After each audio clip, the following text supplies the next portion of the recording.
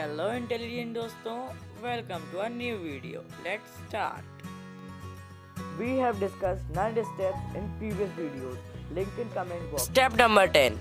The mystery of sex. This is the 10th step toward riches. Sex का emotion भी एक state of mind होता है. इस टॉपिक को अधिकतर स्कूल्स या फिर कॉलेजेस इग्नोर कर देते हैं, इसीलिए बहुत कम लोगों को इसके बारे में पता होता है. इसीलिए अधिकतर लोग सेक्स को फिजिकल मानते हैं, लेकिन ऐसा नहीं है. सेक्स का हमारा माइंड पर बहुत गहरा असर पड़ता है. सेक्स का डिज़ायर ह्यूमन का सबसे पावरफुल डिज़ायर होता है, और जब ये डिज़ायर होता है तो हमारी imagination, courage, will power, persistence और क्रिएटिव एबिलिटी की पावर बढ़ जाती है. सोचिए हमें सेक्स से कितना फ़ायदा होता है साइकोलॉजिकली, और लोग इस चीज़ के लिए अपनी जान दांव पर लगा देते हैं. सेक्स का डिज़ायर नेचुरल होता है और इनबोर्न भी, तो आप चाहकर भी इसे रोक नहीं सकते. ह्यूमन माइंड स्टिमुली पर रिस्पॉन्ड करता है. तो अब मैं आपको कुछ ऐसी स्टिमुलीज बताऊंगा जिन पर ह्यूमन माइंड सबसे ज़्यादा फ्रीली काम करता है. First, the desire of sex expression. Second, love. Third, a burning desire of fame, power and money. हमारा जो बर्निंग डिज़ायर होता है ना, फेम को गेन करने का, पावर पाने का या फिर मनी को पाने का, इसकी स्टिमुली बहुत ज़्यादा अच्छी होती है. Fourth, music. और म्यूज़िक से तो हमारा स्ट्रेस भी कम होता है. Sixth, friendship. Eighth, auto suggestion. Ninth, fear. Tenth, narcotics and alcohol. ये सब आपको इसलिए बताए गए हैं क्योंकि जिससे आप मेजर सोर्सेस जान सकें माइंड स्टिमुलेशन के, और इनमें से सेक्स की डिज़ायर सबसे पावरफुल होती है. जीनियस हमेशा सिक्स्थ सेंस से ही बनते हैं. सिक्स्थ सेंस यानी क्रिएटिव इमेजिनेशन, और मेजॉरिटी लोग अपने पूरे लाइफ टाइम में इसे यूज़ नहीं करते पाते हैं. इन्फिनिट इंटेलिजेंस सिर्फ और सिर्फ क्रिएटिव इमेजिनेशन से ही बनती है. जितने भी महान आर्टिस्ट, पोएट्स, राइटर्स, म्यूजिशियंस, ये सब क्रिएटिव इमेजिनेशन की वजह से ही हैं. आइए जानते हैं कुछ स्टोरीज. Story number 1. एक बार अमेरिका के मोस्ट सक्सेसफुल फाइनेंसर से पूछा गया कि आप डिसीजन लेने से पहले 2-3 मिनट के लिए आंख बंद क्यों करते हैं. तो उन्होंने कहा कि वो सुपीरियर इंटेलिजेंस को फील करते हैं जब वो अपनी आंखें बंद करते हैं डिसीजन लेने से पहले. तो आप भी इसे ट्राई कर सकते हैं. Story number 2. Doctor Elma Gates. Doctor Elma Gates ने 200 से भी ज़्यादा यूज़फुल पेटेंट्स बनवाए, और ये कोई छोटी बात नहीं थी. और ये ऐसा हुआ जब ये हुआ उनकी लेबोरेटरी में. वो किस्सा मैं आपको बताता हूँ. एक बार वो उनकी लेबोरेटरी में उन्होंने एक रूम तैयार करवाया था जिसको वो पर्सनल कम्युनिकेशन रूम कहते थे. और उस रूम की खासियत ये थी कि वो साउंड प्रूफ था, और उसे ऐसा अरेंज करवाया था कि बाहर वाली लाइट उसके अंदर नहीं आ जाती थी. उस रूम में एक छोटी टेबल थी जिसके ऊपर वो एक पैड और पेन रखा करते थे. उस टेबल के सामने एक पुश बटन था जहाँ लाइट का स्विच था जिससे वो लाइट को कंट्रोल करते थे.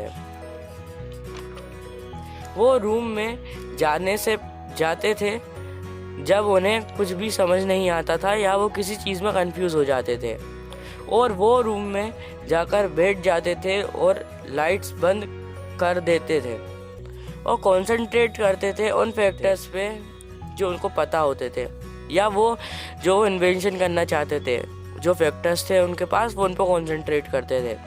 और वो तब तक बैठे रहते थे जब तक उन्हें अपने सवालों के जवाब नहीं मिल जाते थे, या फिर जब तक उनके मन में थॉट्स फ्लैश होना नहीं चालू हो जाते थे. और एक बार उनके मन में इतने सारे थॉट्स आए कि वो ऑलमोस्ट 3 आवर्स तक बैठे रहे, लिखते रहे.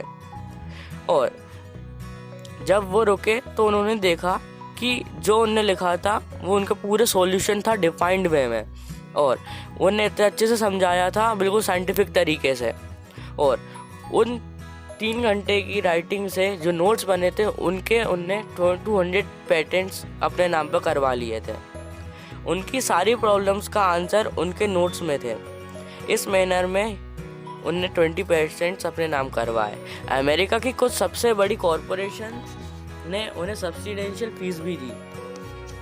और मैं आपको 10 सेकेंड्स देता हूँ, आप गेस कीजिए कि ये सब उनने कैसे किया। आपके अगर ज़्यादा टाइम चाहिए तो आप वीडियो पॉज भी कर सकते हैं। आप गेस करिए कि ये कैसे किया।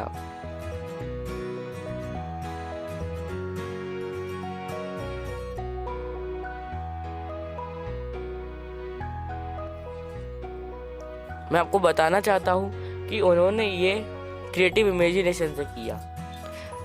तो आंसर है क्रिएटिव इमेजिनेशन। ये सब क्रिएटिव इमेजिनेशन की वजह से ही हुआ। सच में क्रिएटिव इमेजिनेशन बहुत हार्ड है, सॉरी। अब मैं आपको बताना चाहूँगा कि कैसे कर सकते हैं हम कैसे कर सकते हैं। तो उन्होंने ये कमाल सिर्फ 2 स्टेप से किया। तो आइए जानते हैं। Step number 1, stimulating mind. उन्होंने अपने माइंड को स्टिमुलेट किया, जिसकी वजह से उनका माइंड वाइब्रेट हुआ और थॉट्स फ्लैश करा। अब शायद आपके मन में क्वेश्चन आ रहा होगा कि हम अपना माइंड कैसे स्टिमुलेट करते हैं। अब जो तरीके मैं आपको बताने जा रहा हूँ वो इस बुक के नहीं है, लेकिन ये क्वेश्चन मेरे माइंड में भी आया था जब मैंने ये बुक पढ़ी थी। तो मैंने इंटरनेट पर रिसर्च करी और मुझे जो तरीके पता पड़े वो मैं आपको साथ शेयर करना चाहता हूँ। First, use opposite hand. अगर आप राइट हैंड से लिखते हैं तो आप लेफ्ट हैंड से लिखने की कोशिश करें। Second, talk to yourself. आप दिन में एक बार चाहे 5 मिनट के लिए ही लेकिन खुद से बात करें।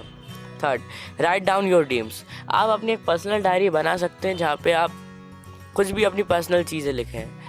आप उसमें अपने ड्रीम्स भी लिख सकते हैं। Fourth, wash your hair closing your eyes. और मैं आपको ये सजेस्ट करूँगा कि रात को सोने से पहले ये करें, मतलब अपने आँख बंद करके अपने बाल धोएं। Fifth, walk on. इवनिंग में आप वॉक कर सकते हैं, इससे आपका माइंड स्टिमुलेट होगा। और मैं आपको ये भी सजेस्ट करूँगा कि आप ये सब डेली करें, जिससे आपका माइंड रोज स्टिमुलेट होगा। Step number 2, concentrate. उन्होंने कॉन्सेंट्रेट किया उन चीज़ों पे जो वो चाहते थे, यानी उनकी प्रॉब्लम्स के सॉल्यूशन पर। और उन्होंने कॉन्सेंट्रेट किया उन फैक्टर्स पे जो उनके पता थे, या फिर उसी कॉन्सेंट्रेशन की वजह से वो उन्हें सॉल्यूशन ढूंढ पाए। स्टोरी नंबर 3, एडिसन ने 10,000 से भी ज़्यादा डिफरेंट आइडियाज़ के कॉम्बिनेशन पर काम किया सिंथेटिक फैकल्टी के साथ, और कुछ भी नहीं हुआ जब तक उन्होंने क्रिएटिव फैकल्टी का यूज़ नहीं किया। हमारे माइंड पर कोई भी इन्फ्लुएंस होता है तो हमारा माइंड ज़्यादा वाइब्रेट होता है। हमारे वर्ल्ड हमारी सिविलाइजेशन चलती है हमारे इमोशन की वजह से, और हमारे क्रिएटिव फैकल्टी भी सेट होती है हमारे इमोशन से। और ह्यूमन सबसे पावरफुल इमोशन है सेक्स, मतलब ह्यूमन बींग्स का सबसे पावरफुल इमोशन जो है ना वो सेक्स है। इसीलिए सेक्स डायरेक्टली हमारे माइंड को इन्फ्लुएंस करने की क्षमता रखता है।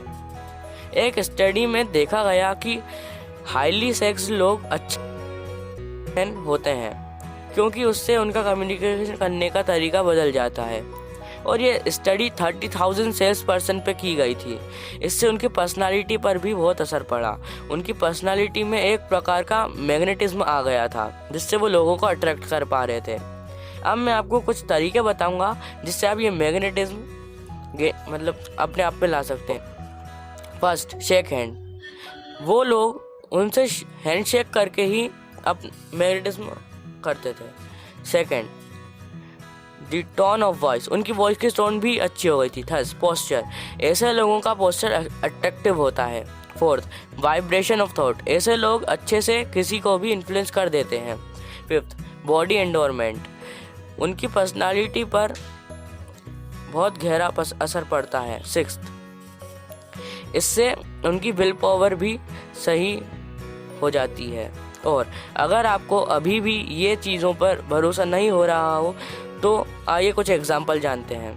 ऐसे मतलब अधिकतर लोग 40 ईयर्स से आगे ही सक्सेसफुल हो पाते हैं, क्योंकि इसी टाइम पे हमारे सेक्स ट्रांसफॉर्मेशन की ग्रोथ होती है। हेनरी फोर्ड 40 साल की उम्र में सक्सेसफुल हुए। एंड्रयू कार्नेगी को भी 40 साल की उम्र में ही रिच हुए थे। जेम्स जे हिल भी टेलीग्राफ चला रहे थे 40 साल की उम्र में। और भी ऐसे लोग हैं जो 40 साल की उम्र में ही सक्सेसफुल हुए। अब ऐसा क्यों? ऐसा इसलिए क्योंकि लोग 30 से 40 साल की उम्र में ही सेक्स ट्रांसफॉर्मेशन को जान पाते हैं। ये नेचुरल है। ये याद रखना, अगर सेक्स आपको बना सकता है तो वो आपको बिगाड़ भी सकता है। अगर लव के साथ सेक्स होगा तो ही वो सेफ होगा, अगर बिना लव के सेक्स होगा तो वो डेंजरस होगा। लव, रोमांस और सेक्स ये इमोशन कैपेबल होते हैं आपको सुपर अचीवमेंट के लिए। जब किन्हीं दो पार्टनर्स के बीच अच्छी अंडरस्टैंडिंग होती है लव, सेक्स और रोमांस की, तो वो जीनियस भी बन सकते हैं। गॉड ने ये पावर दी है तो इसका अच्छे से इस्तेमाल करें। और दुख की बात तो ये है कि आधे से ज़्यादा लोग तो इसका इस्तेमाल कर ही नहीं पाते अपनी पूरी लाइफ में, और वो इसका मजाक समझते हैं, उसको ऐसा बोलते हैं कि इससे कुछ नहीं होता। और 2012 की गई स्टडी के मुताबिक 53% ऑफ मैरिजेस अरेंज हुई हैं। तो सोचिए, वर्ल्ड वाइड आधे लोग तो इसका कभी फील ही नहीं कर पाते हैं। तो अब आखिर में मैं आपसे बस इतना कहना चाहूँगा कि इस पावर का अच्छे से इस्तेमाल करें। ये आपको डुबा भी सकती है और ये गॉड के बनाई हुई है, तो इस पर कोई डाउट भी नहीं है, कोई बात ही नहीं है डाउट की। ये फील ज़रूर कीजिएगा आप अपनी लाइफ में। तो आज के लिए बस इतना ही। अगर आपको वीडियो में बताई गई किसी भी बात से बुरा लगा हो या आपकी भावनाओं को ठेस पहुंची हो तो वो बात कमेंट बॉक्स में बताइए और उसके लिए मुझे माफ़ कर दीजिए। Thanks for watching this video guys. Have a nice day, have a nice life. Subscribe to get notifications, drop a like if you like this video, comment your feelings and give feedback. आप मुझे Instagram पर भी follow कर सकते हैं knowledgeable चीज़ों के लिए। Hope you learn many lessons from this video. Bye bye दोस्तों, see you at next video.